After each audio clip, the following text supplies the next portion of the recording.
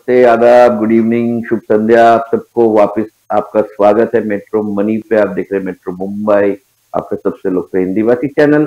ये हमारा सेगमेंट है बातें कही सुनी स्ट्रीट टॉक, जिसमें सेठी साहब, प्रिया जी और हम आपसे बात करेंगे उन शेयरों के बारे में जिसके बारे में कोई चर्चा चल रही है, कोई बज़ है, कोई ऊर्जा है उन शेयर में। कहीं ना कहीं कुछ बातें चल रही है जो हम बोर्ड रूम से सुनते हैं और सोर्सेज से सुनते हैं, लेकिन वेरीफाई नहीं करते हैं। लेकिन उसके साथ वो बातें आपके सामने लाते हैं क्योंकि इसका असर शायद इन शेयरों के भाव पे पड़ सकता है। तो इनको सामने लाइएगा पैनल को, और सेठी साहब को पूछेंगे। सेठी सर, क्या सुनाई दे रहा है आजकल मार्केट में, किसके बारे में क्या बस चल रहा अभी रिलायंस पावर का सुनाई दे रहा है कि अडानी ग्रुप उसको एक्वायर करना चाहता है, है? ऐसी अफवाह है। ओहो। तो वो इसलिए भी लगता है कि अडानी के पावर शेयरों के सब भाव बढ़ रहे हैं। सब शेयर जी। लगभग सर्किट में ही थे इतने दिनों से, तो लगता है कि हम्म, पावर सेक्टर में उनके पास काफ़ी पैसा है और काफ़ी गुंजाइश है। जी। तो एक ये अफवाह चल रही है। दूसरा, आज इन्वेंटिस ने पॉलिसी बाजार के शेयर बेचे बड़े हाँ। लॉट में, तो हम्म, 750 का उसका भाव हुआ। हम्म, और यहाँ ये बात जानने की है कि इन्फो एज कंपनी के हम्म। पास पॉलिसी बाजार के और जोमेटो के शेयर में इन्वेस्टमेंट पे उसको प्रॉफिट ऑन बुक्स हो रहा है 25,000 करोड़ का। माय गॉड, वाह। ओके। इन दो शेयरों पर 25,000 करोड़ का उनको अमेजिंग। प्रॉफिट हो रहा है ऑन बुक्स। तो अभी उसमें कब वो बेचेंगे, क्योंकि उसके बाद काफ़ी बड़ी गिरावट आएगी, ऐसी अफवाह है। हाँ, मेरे ख्याल से ये एक ट्रेंड मार्केट का तो दर्शकों को ये बता कि जब बड़ा इंस्टीट्यूशन इन्वेस्टर जो होता है किसी भी कंपनी के शेयर में निवेश करता है, तो कहीं कभी ना कभी तो उसको प्रॉफिट बुक करना है, क्योंकि ये लोग अपना इन्वेस्टमेंट चर्न करते हैं। चर्न यानी एक कंपनी का शेयर बेच के दूसरी कंपनी के शेयर लेंगे, तो यानी पैसा मार्केट से बाहर नहीं जाता है, लेकिन कंपनी ए के शेयर बेच के कंपनी बी के शेयर लेते हैं। और जब कंपनी ए के शेयर बिकते हैं तब भाव बहुत गिरते हैं। ये होता है जब इंस्टीट्यूशनल इन्वेस्टर्स शेयर बेचते हैं उन कंपनियों में जहां उनको नफा ऑलरेडी है और नफा घर में लेना है ज्यादा ज्यादा करके, लेकिन कभी कभी नुकसान होता है तब भी वो लोग लॉसेस कट करते हैं। फिर सर एक सवाल पूछूंगा थोड़ा कंट्रोवर्शियल। ये रिची सोया का the day allotment was made prices started falling, क्या कहीं ओवर हीटेड था स्टॉक? क्योंकि इशू आ रहा था? क्या कारण हो सकता है कि जिस दिन आपने अलॉटमेंट किया उसी दिन शेयर गिर? ये लोग तैयार बैठे हैं कि पहले मैं बेच दूं, जिनके पास पहले से शेयर पड़े हुए हैं।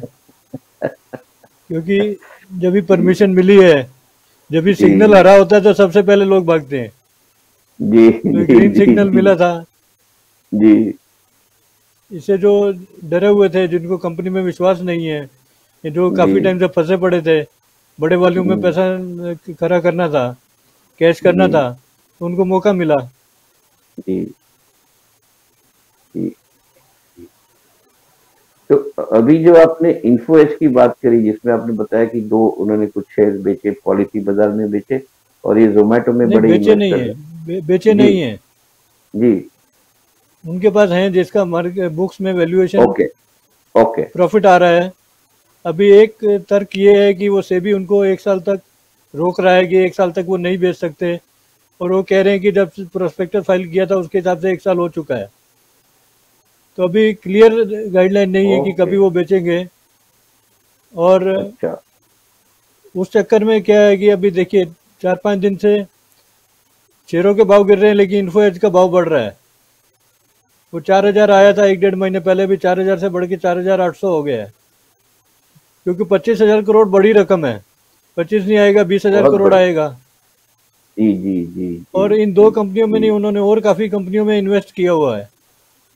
हम्म, तो वो जी, कंपनी, हमें लगता था इन्फो एज बुक्स पे कि कंपनी नौकरी.com करके पोर्टल चलाती है। वो पोर्टल नहीं चलाती, उसका मेन बिजनेस ये है।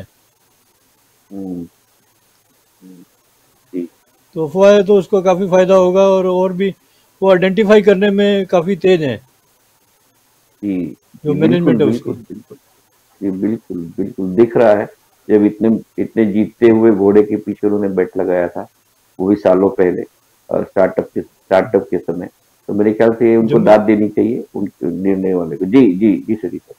जोमेटो में 10 साल पहले उन्होंने लगाया था पैसा, जी जी जब जी जोमेटो कोई जानता भी नहीं था।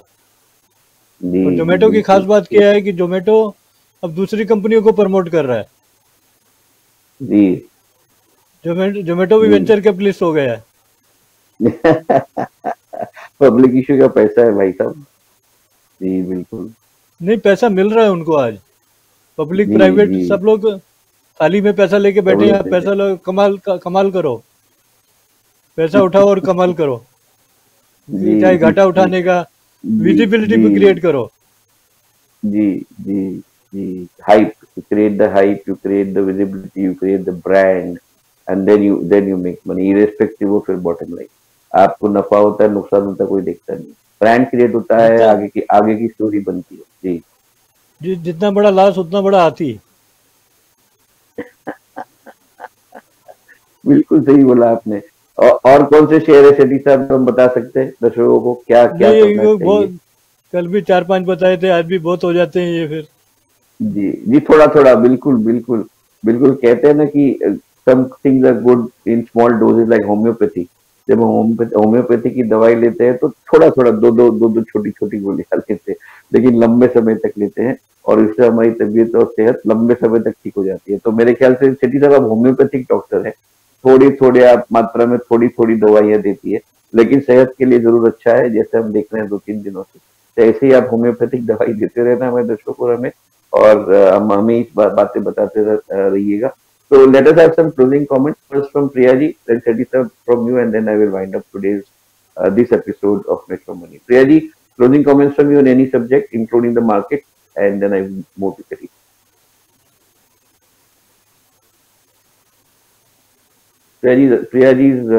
Priyaji, जी, आवाज आ रही है? जी जी तो सर नेक्स्ट वीक से कॉर्पोरेट रिजल्ट्स आना शुरू हो जाएंगे, क्वार्टरली रिपोर्ट्स, तो शायद उससे मार्केट पे असर पड़े और उसको लिफ्ट कर ले, जो इस वक्त थोड़ा सा नीचे है। Probably it should be good next week. I think maybe with Seti Sam's help and your help and our analyst team, let's start looking at some specific companies and जी analyzing the results। Seti Sam, मेरे ख्याल से वो भी एक अच्छा एक exercise रहेगा, जहाँ हम दर्शकों को एक स्पेसिफिक कंपनी के क्वार्टरली रिजल्ट का एक, जो सब लोग तो करते ही हैं, लेकिन हम हमारी जो दृष्टि है, हमारा जो इंसाइट है कंपनी में, उसके बारे में बताएं। क्या लगता है सेठी साहब? नहीं, वो उसका टाइमिंग गलत होगा।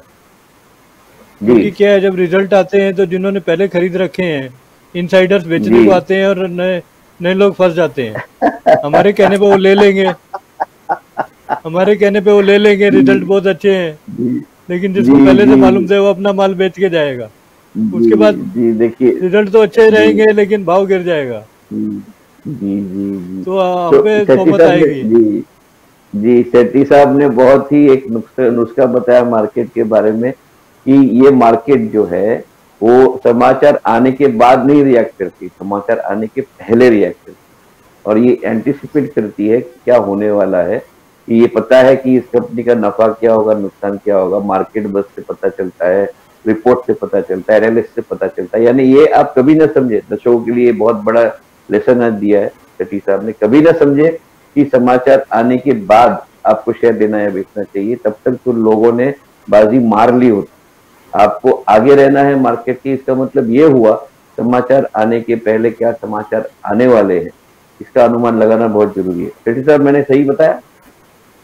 नहीं, उसमें दूसरी बाजी मारने का तरीका ये है, जब अच्छे रिजल्ट जी आते हैं तो उसको एक डायरी में लिख के रख लीजिए। जब गिर जाए जी, उसके बाद में 10-15% उसके बाद खरीदिए। क्या बात है, बिल्कुल सही, बिल्कुल सही। Track the stock, track the stock, keep tracking the stock of companies that have performed well, and you can probably have good picks during the course of your investment। Thank you Satish साहब, आपने बहुत ही बढ़िया दो lesson दिए हमें और दर्शकों को कि क्या करना चाहिए रिजल्ट्स के समय, और हम और बातें ऐसे ही करते रहेंगे, सबके बेनिफिट के लिए, सबके फायदे के लिए। Priya ji, thank you for joining in today. Tomorrow 4 o'clock will meet again. Satish साहब कल 4 बजे फिर से मिलेंगे। धन्यवाद आज जुड़ने के लिए। तो दर्शकों, आज का प्रोग्राम अच्छा लगा हो तो लाइक करिए, शेयर करिए, क्योंकि आपके लाइक और शेयर करने से हमें प्रोत्साहन मिलता है, प्रेरणा मिलती है। याद रखिए, कल 10:30 बजे 10:30 सुबह हम फिर मिलेंगे मेट्रो मनी के पहले एपिसोड में कल का। जहाँ हम किसी भी एक विषय को लेकर चर्चा करते हैं, जिसमें आपको ज्ञान मिलता है, विश्लेषण सुनाई देता है और आपकी सक्षमता बढ़ती है निवेश करने। तो आज जुड़ने के लिए बहुत बहुत शुक्रिया। कल 10:30 बजे फिर मिलेंगे। कोई सुझाव हो, कोई टिप्पणी हो, कुछ आपकी कहानी बतानी हो तो metromani@metromumbaiLive.com पे ईमेल करिएगा। कोई उलझन, कोई समस्या, कोई आपको कोई कठिनाई हो जिसमें हम मदद कर सकते हैं, आपकी helpdesk@metromumbaiLive.com में ईमेल करिएगा। हम आपसे संपर्क करेंगे। तो कल 10:30 बजे जरूर मिलेंगे, लेकिन आप कहीं जाइएगा नहीं, क्योंकि खबरें और विश्लेषण का सिलसिला 24/7 जारी रहता है मेट्रो मुंबई से। तो आप जुड़े रहिएगा मेट्रो मुंबई के साथ। थैंक यू, धन्यवाद, शुक्रिया।